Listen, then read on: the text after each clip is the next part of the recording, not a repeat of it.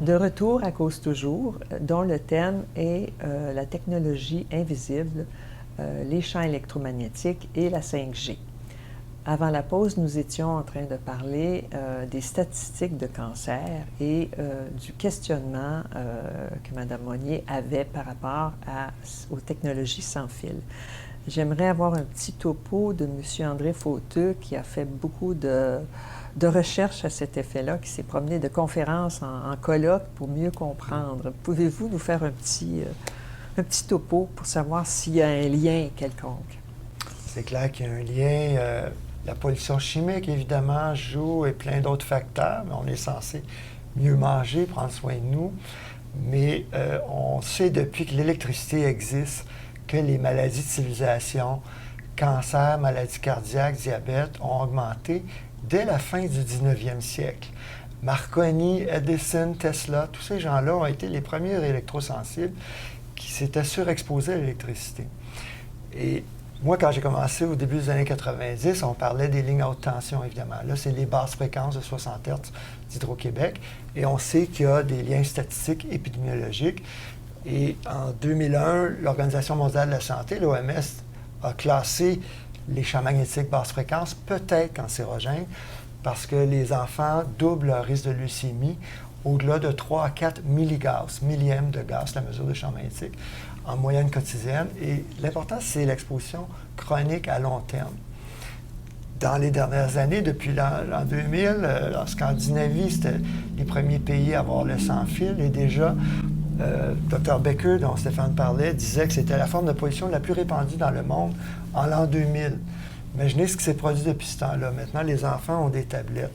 Ce que le directeur de scientifique, le conseiller scientifique du gouvernement britannique disait ne jamais donner de cellulaire ou de tablette à un enfant en bas de 15 ans. Il disait ça il y a 15 ans.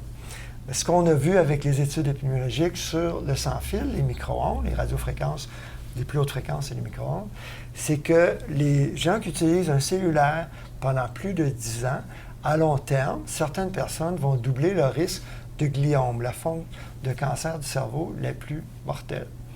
Et il y a plein d'autres symptômes.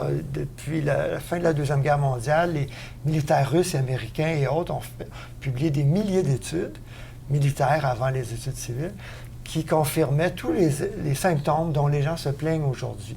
Donc, ce n'est pas dans la tête des gens, en fait. On réaffectait les soldats qui étaient sur les radars et qui ne toléraient pas les ondes, ou les téléphonistes, etc. Mais ce qui est vraiment important, c'est que l'année dernière, il y a eu, on peut avoir des études biostatistiques, mais ce n'est pas un lien direct. Donc, il faut étudier les animaux et les cellules.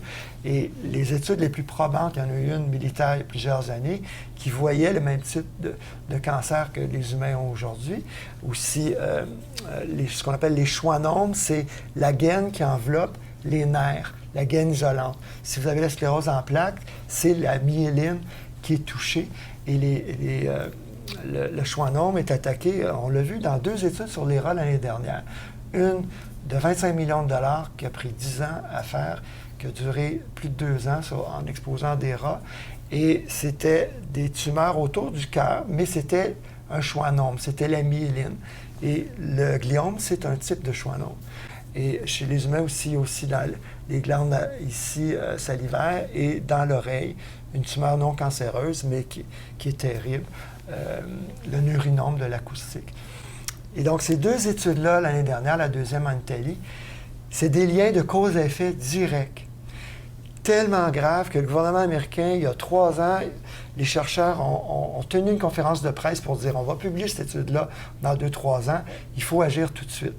Qu'est-ce que le gouvernement américain a fait l'année dernière? Ils ont dit c'est pas corrélé à l'exposition des humains. C'est pas vrai, en fait. On a surexposé les souris parce qu'elles vivent quelques années et on n'a pas le choix d'exposer davantage, mais c'est vraiment, on peut le transposer chez l'humain qui est exposé pendant plus de 10 ans. Ce qui est tellement probant, c'est que c'est des cancers très, très rares dont je vous ai parlé dans l'oreille, dans les glandes salivaires et dans le cerveau. Et donc, les experts ont recommandé au CIRC, le Centre international de recherche sur le cancer, qui est relié à l'OMS, qui a classé les radiofréquences peut-être cancérogènes en 2011, de convier les experts de toute urgence pour réévaluer les dernières études. Et le CRC a dit, d'accord, on va le faire dans 2 à 4 ans. Ça va donner le temps à la 5G d'être déployée, évidemment. Il faut savoir que Bill Gates est un des plus grands financiers de l'OMS. Donc, c'est vraiment l'industrie qui dicte ce qui se produit dans les politiques de santé Alors, publique. chers téléspectateurs, vous prenez tout ça et vous regardez tout ça, vous brassez tout ça et vous en faites votre déduction personnelle. J'aimerais revenir à M. Belansky. Dans un cas de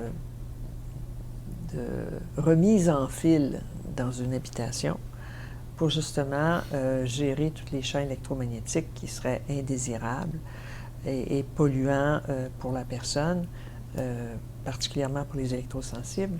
Dans le cas de Mme Monnier, qu'est-ce que serait votre intervention? Comment vous procédez quand vous allez dans une maison? Moi, c'est quelque chose que j'aimerais savoir parce que je pense que le téléspectateur peut se poser la question, mais c'est bien beau, on a entendu ce que ça fait. Qu'est-ce qu'on fait? Oui, c'est une très bonne question. En fait, moi, quand je suis appelé, souvent, les gens, la prévention, c'est pas très populaire en ce moment. Donc là, les gens ont déjà des enjeux et ils ont déjà essayé de solutionner ces enjeux-là, que ce soit au niveau des produits chimiques, d'alimentation, le sport.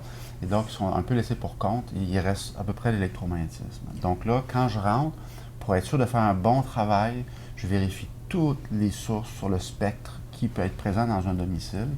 Donc, là, on parle du sans-fil, c'est un des multiples exposants qu'on va s'assurer des niveaux. Puis si les niveaux sont trop élevés, on va diagnostiquer les sources. Donc, quand on rentre dans une maison, on va regarder toutes les expositions qui peuvent venir des installations électriques, mais également du sans-fil. Fait qu'on va faire la différence entre ce qui est imposé de l'environnement à travers les murs vers l'habitant, ce que l'habitation expose de par ses murs, de par sa conception, de par la technologie qu'on a mis dans ces murs-là. Et enfin, un troisième volet, les appareils qu'on va utiliser dans ce domicile-là. Est-ce que j'ai bien compris au début, vous dites que les clients, les gens qui vous appellent, ont déjà un contexte particulier? Enjeu de santé. Est-ce que c'est un enjeu de santé? C'est des enjeux de santé, c'est des problèmes avec les enfants, des problèmes d'attention de déficit, c'est des cancers, c'est des arythmies cardiaques, c'est des maux de tête intenses. L'insomnie. C'est de la fatigue chronique, de l'insomnie, des allergies qui, depuis qu'ils sont là, n'arrêtent pas. Souvent, on m'appelle parce que soudainement, il y a eu on ne s'en était pas très bien, mais là, il y a eu une panne d'électricité. Et puis là, les gens sont mis à aller beaucoup mieux. Donc là, on commence à faire un lien avec, mon Dieu, ce que j'ai, ça vient-tu de moi ou c'est je suis en train de compenser pour un poison environnemental. Et là, ça alourdit mon système immunitaire et ma qualité de vie est grandement affectée. Donc là, souvent, c'est des gens qui ont eu un message de ce niveau-là. Puis là, à un moment donné, ils voient une émission comme le vôtre. Puis là, ça les met la puce à l'oreille et disent « Ah, mon Dieu, ben peut-être que je devrais vérifier ça. » Fait qu'on va vérifier toute l'exposition, les sources, que ça vient de l'extérieur de la bâtisse ou des appareils. Et là, on va proposer toutes les solutions qui ne coûtent rien, autant que possible, pour faire baisser l'exposition. Puis dans le cas du sans-fil, l'avantage, c'est que presque toutes les technologies qu'on utilise peuvent être utilisées avec fil. Même les téléphones cellulaires, en fait. Donc, un téléphone cellulaire moderne, on peut le brancher avec un adaptateur, aller sur Internet haute vitesse, les courriels, utiliser des applications comme Messenger pour envoyer des textos, sans exposition, parce qu'on désactive les antennes, et ça se fait à travers le réseau Ethernet, qui est celui de la maison, vers l'Internet, qui est celui qu'on va retrouver dans le monde. Et la majorité des gens achètent déjà leur service Internet par fil. Ils rentrent déjà dans un câble. Donc là, l'approche, c'est de conserver les câbles pour les amener jusqu'à vos appareils. Parce que même si les antennes semblent petites, les expositions modernes sont relativement très puissantes par rapport à ce que l'environnement nous donnait jusqu'à maintenant. Donc, il n'y a pas une antenne qui est négligeable. Moi, quand je travaille dans des milieux sensibles, que ce soit pour la production animalière ou pour la santé humaine, je néglige aucune source. Parce que des fois, ce qu'on a vu avec l'expérience, c'est qu'il y a une petite source qui est moins forte que peut-être 3-4 autres, mais c'est seulement qu'en atténuant celle-là qu'on va avoir, pour un cas particulier, une atténuation des symptômes. Donc là, on va travailler sur les symptômes. Et pourquoi je travaille depuis 15 ans à temps très plein là-dedans? Parce qu'on a un excellent succès Moi, j'ai la chance d'avoir, mes cours de neurosciences, toute la compréhension de la science, mais je travaille avec les gens, donc je peux vous confirmer que les statistiques ne sont pas inventées. On l'observe non seulement dans la vraie vie, mais l'atténuation, la qualité de vie que les gens reprennent, on le voit. Donc, je peux confirmer que les statistiques sont valides. Chez les enfants autistes, c'est très remarquable. Oui. Est-ce que j'entends que chaque type d'antenne ou chaque type de fréquence a une signature particulière pour un désordre particulier potentiel dans le corps? Exactement. Et d'un fois, on va avoir, c'est un résiduel. Autrement dit, on va créer, puis là, c'est ça qui s'en vient avec la 5e génération. La différence avec la 4e, c'est que là, on va multiplier les antennes par des milliers de fois, qu'il y en a déjà des milliers. Donc là, les ondes vont se combiner, s'annuler, réfléchir, revenir. Donc là, c'est inconcevable, là, ce qui s'en vient. Un cocktail. C'est un cocktail qui est digne des films de science-fiction. Qui s'additionne aux chimiques, aux biologiques et au 3G et le 4G. Les anciennes technologies vont rester, mais on rajoute des nouvelles fréquences. Voilà. Beaucoup plus d'antennes. Ouais. Et je pense à actuellement, il y a à Toronto une expérience qui doit se faire avec Google qui veut implanter la ville intelligente. Et tout ce qu'ils disent que cette ville intelligente-là va pouvoir faire ne peut être fait qu'avec la 5G, qu'en passant par la 5G, avec les milliers d'antennes que ça exige comme type d'approche, comme les voitures qui se conduisent toutes seules, tous les calculs des déplacements de gens et tout ça. Alors, ça risque d'être un bouillon de... Ça va être spectaculaire, honnêtement. La 5G, la 5e génération, c'est qu'on parle d'antennes dont la fréquence est plus élevée. Donc, la pénétration de ces antennes-là à travers la densité, les murs, etc., va être moindre. Donc, pour compenser, on va mettre énormément plus d'antennes. Et les antennes vont être actives, mais constamment. Et de puissance. Donc, la norme permet l'échauffement, est basée sur l'effet thermique. Donc là, on va... Puis nous, dans notre métier, on sait que c'est pas l'effet thermique. C'est sûr que l'effet thermique, maintenant, on dépasse. Je vous arrête. La norme de quoi? La norme... Oui, pardon. Pour le téléspectateur. La norme d'exposition pour les systèmes sans fil, c'est basé sur l'effet thermique. Autrement dit, on va tolérer qu'une entité vivante, comme un humain, va commencer à absorber tellement d'énergie de leur dispositif sans fil que pour éliminer cette énergie-là, le corps doit chauffer. On va suer. Okay. Donc, la norme permet qu'on commence à chauffer, mais pour moins de 6 minutes. Normalement, une norme de long terme, c'est... J'apporterai une nuance, justement. Oui. C'est pas une norme. C'est une suggestion, effectivement. C'est une ligne directrice. Le Code de sécurité 6 de Santé Canada, comme les normes des autres pays, ont été écrites par un ancien fonctionnaire de Santé Canada qui a dirigé pendant 10 ans le projet international sur les champs électromagnétiques de l'OMS. Et c'est un consultant pour l'industrie, ce monsieur-là, qui s'appelle Michael Rapapakoli. Le projet a été financé pendant 10 ans par en arrière. L'argent passait par un hôpital australien où il travaillait, puis c'était caché que c'était financé par l'industrie. Alors lui, il a fondé l'ICNIRP, la Commission internationale sur les normes de protection contre les radiations non ionisantes. C'est un groupe industriel qui a écrit les normes pour et par l'industrie. Et là, tous les pays ont adopté ça. Et comme disait Stéphane, ils prétendent, Santé Canada dit non. Si ça ne vous chauffe pas la peau, aucun effet. Mais c'est le plus grand mensonge, c'est le plus grand scandale de santé publique de l'histoire, parce que les militaires le savaient. Dès les années 30, en fait, déjà, il y a un médecin allemand qui a diagnostiqué l'hypersensibilité, mais tous les effets non thermiques sont documentés. J'ai des études de la NASA, de la Marine américaine, etc., des milliers d'études déjà dans les années 70. Je termine là-dessus. L'OMS a organisé, il était partenaire en 1973, en Pologne, un colloque sur les effets des ondes millimétriques et tous les symptômes sont là, tous les effets. Entre autres, c'est un oxydant. Ça nous fait vieillir plus vite. La chercheure Magda Havas dit que c'est le syndrome de vieillissement accéléré. C'est pour ça qu'on voit des gens avec des Parkinson et l'Alzheimer, des âges de plus en plus jeunes. Donc, le 5G, ça va ajouter sur le 4G qui est déjà très intense dans nos villes. Et on va se rapprocher de multitudes d'antennes. Donc, l'effet thermique, maintenant, on va l'avoir beaucoup plus facilement à cause du nombre d'antennes.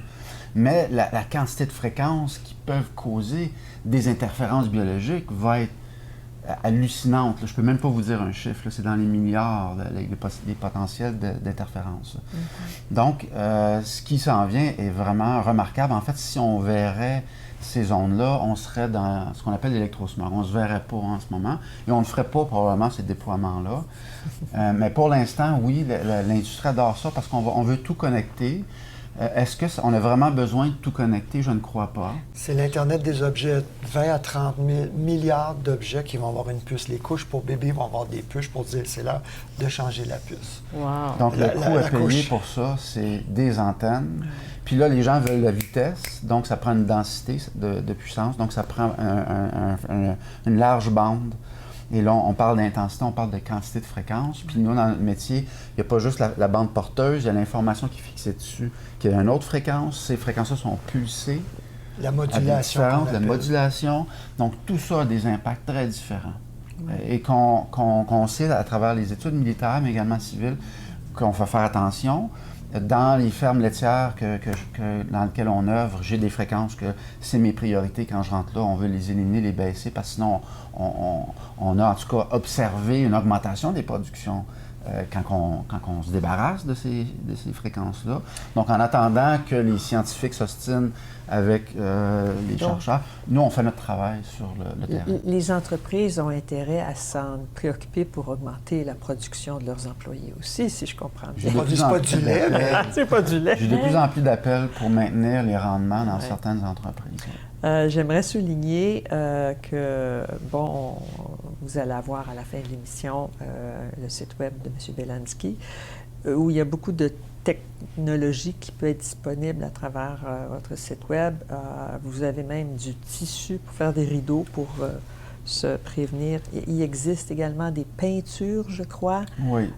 pour, si vous n'avez pas déjà quelque chose inclus dans vos murs, si vous avez construit la maison en conséquence. Si vous êtes vraiment électrosensible, pour aller au centre-ville, vous pouvez même avoir un petit chapeau, quelque chose, des vêtements. Il y a des beaux sous-vêtements. Ça m'a donné le goût de coudre quand j'ai regardé votre site. On fait des recherches, on tient une veille technologique constante, puis on tient les meilleurs produits qu'on peut se procurer sur le marché pour donner des atténuations mesurables, parce qu'il y a deux approches. Des atténuations qui sont non mesurables, donc plus, disons, énergétiques, si on veut, et des atténuations mesurables. Nous, notre approche, c'est tout ce qui est technique mesurable, donc on fait vraiment baisser les expositions. Et ensuite de ça, pour les expositions imposées, là, les gens ont d'autres options peut-être qu'ils peuvent envisager. Mais notre approche, elle est très technique et scientifique. Bien, je vous remercie énormément. J'espère que ça éclaire le téléspectateur pour savoir comment se protéger à la maison. Vous pouvez aller voir sur son site web toutes les bidules qu'on peut trouver pour mesurer et tout et tout. Je ne sais pas si... J'avais envie de demander à Stéphane de dire que tu m'as parlé à un moment donné qu'il y a des médecins qui font appel à toi parfois pour rendre leur pièce où ils se reposent dans l'hôpital, qu'elle soit à l'abri des ondes, parce que ces gens-là sont conscients là, que ça les affecte. Moi, je travaille dans ce qui est intéressant avec mon domaine, c'est que je travaille pour toutes sortes de... Tout le monde est affecté par les ondes. Puis à un moment donné, c'est quand on tombe dans l'intolérance, on ne peut plus faire semblant ou les médicaments ne font plus le travail parce qu'on a des effets secondaires. Donc là, on n'a plus le choix. Là. Il faut nettoyer l'environnement. Ça interfère avec la médication. Ah, bien ça, par exemple, les gens, en général, prennent beaucoup moins de médication quand on vient faire une expertise en bonne et due forme. Puis la première chose à faire, c'est vraiment une expertise, voir à quoi qu'on a affaire. Et ensuite de ça, on va proposer des solutions d'atténuation. Ça nourrit l'inflammation chronique, entre autres. Ouais. Bien, je vous remercie beaucoup de toutes ces explications et on vous revient après la pause.